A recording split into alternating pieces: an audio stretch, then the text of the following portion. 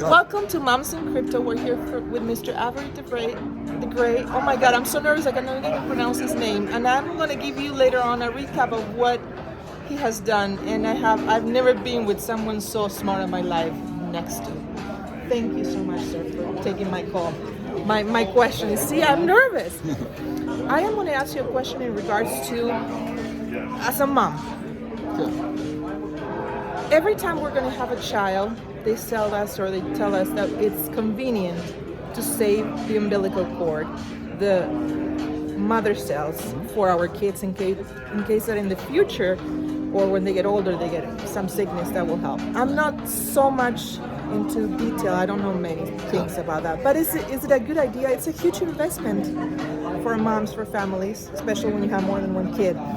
Is it a good investment? Not investment. Is it a good idea? Is it going to be something important for their future?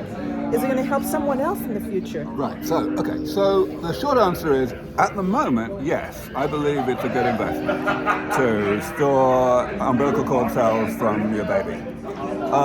The reason why, putting it very simply, is that these cells are very primitive, which means that they are very, if you can call them biologically young, they are very versatile, they're able to regenerate more powerfully than cells in you and me.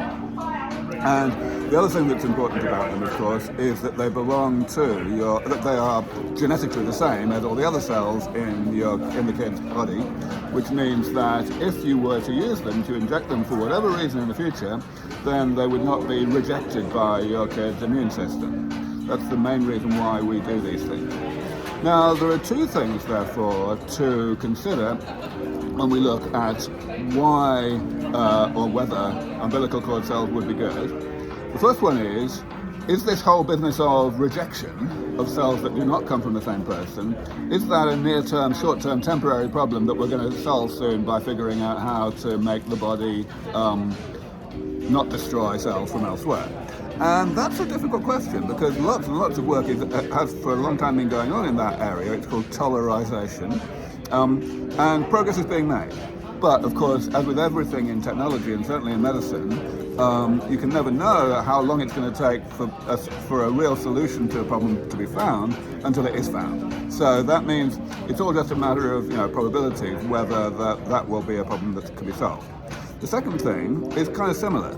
The fact that these cells are very, very primitive means that they can do things that cells from our body can't do. But we have now got ways of taking cells that are in our bodies, in adult bodies, and kind of making them more primitive again. So making them a bit like umbilical cord cells. But they're not exactly like umbilical cord cells, and there's a few things that we're not sure about there as well. So again, we don't really know whether these cells are going to be useful. So then the question is, for what application would they be useful? And because of these two big areas where future progress in medical technology is going to reduce the utility of umbilical cord cells, because of that, if you're looking at something that is not going to be needed for a long time in the future, then you can basically say, well, probably they won't be useful because the technological advances will have happened, right? Whereas if it's something that could happen suddenly, then it could be useful. So that's really why I say that it does make sense. Of course, it's an expense, as you say, but it does make sense to store these cells. It's not for aging. I work on aging, of course, but your kids, they've only just been born. They're not going to suffer any kind of health problems of aging for decades and decades into the future. So I would not say that it's useful for that purpose. But you never know what other thing they might have, what other bad luck they might have of any kind, whether it's physical trauma from having an accident, or whether it's some kind of genetic defect. So that's why it does make sense. To protect them from other things then. The unpredictable things, that's right. The things that might happen soon. Yes. And, yeah, that's right. Oh my God. Thank you so much. Thank you. I said, I was so afraid to approach you with a question like this, but there's a lot of moms who are in crypto, who are hexicans. This is for the hexican moms. And so save hex, put away some money for your children's cell, for longevity, I think it's a good idea to put away some money in case that there's some changes on science, even more advances, not changes, advances. This is the occupational hazard of having kids, right? You never.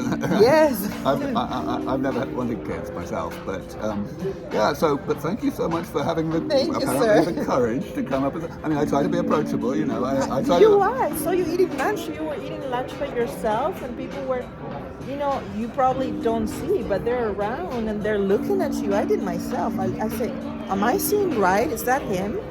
Is that Mr. Gray eating lunch by himself?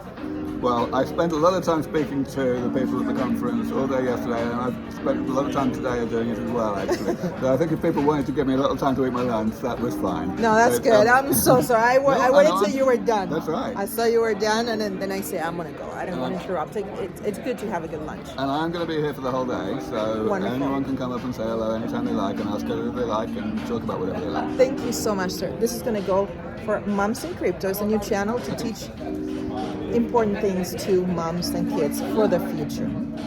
Thank you so much. My pleasure. Bye.